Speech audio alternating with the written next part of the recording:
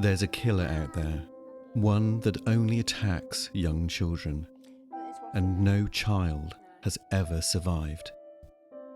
Typical 5.5, 6-year-old little girl, really, yeah. Just into everything, you know, dressing up.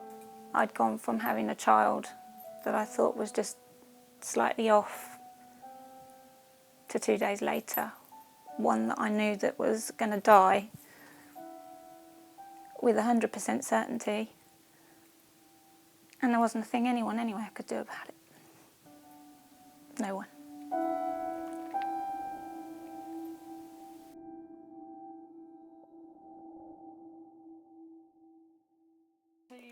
Paris? No. Kira is an energetic 6-year-old, but she has a brain tumour called DIPG, and soon it will take her life. I can't explain to a 6-year-old what's going on in her own body. DIPG stands for Diffuse Intrinsic Pontine Glioma. These cancers arise specifically in the brainstem, particularly in an area of the brainstem called the pons. They arise almost exclusively in children, usually around 5 to 10 years of age, and they spread very widely. That's what this diffuse word means. They spread throughout the brainstem and indeed throughout the brain.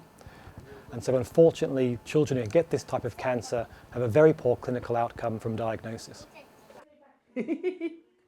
Like Kira, Abbie was a lively 6-year-old, and her parents were looking forward to watching her grow up. Then they noticed a change in Abbie. Just quite tired and lacking a bit of her usual get up and go, really. That's when I started to think that there was something that seriously wasn't right. No one could have prepared this happy family for the devastation of what happened next. The consultant then just came and delivered the blow that there was a mass in her brainstem.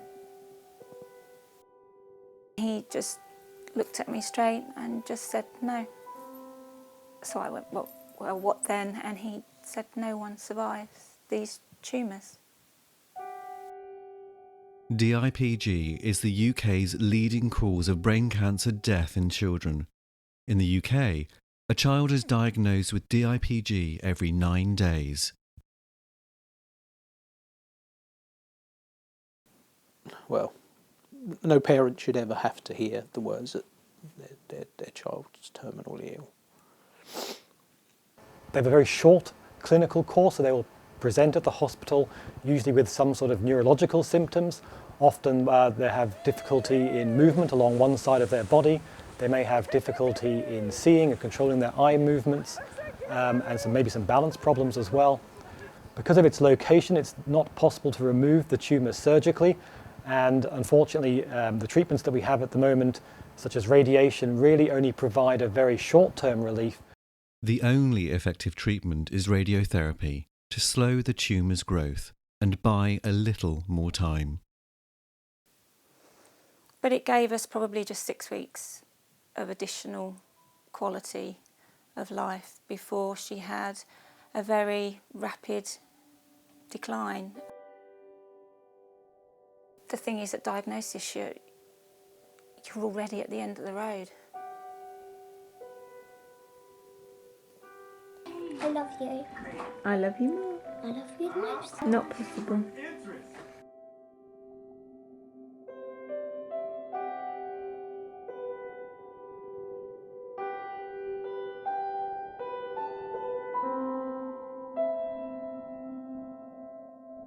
But we believe DIPG has its origins during the development of the child's brain. The precise mechanisms about exactly how that happens are really unclear and are a very active area of research at the moment. What we need is a large amount of support to be able to run these experiments, to test our ideas and to move things into the clinic as rapidly as possible. All research is funded purely by donations. There is no direct government funding. So I'll put it in here. Alex does it. Doesn't. Right, where are we going? Where's she flying to? That line. We just live day to day. We cherish every moment that she's with us.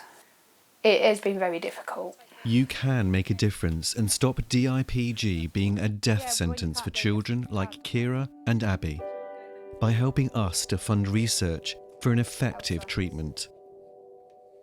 Donate now by texting ARMY 60 and your amount to 70070 or visit the website abbiesarmy.co.uk for other ways to donate.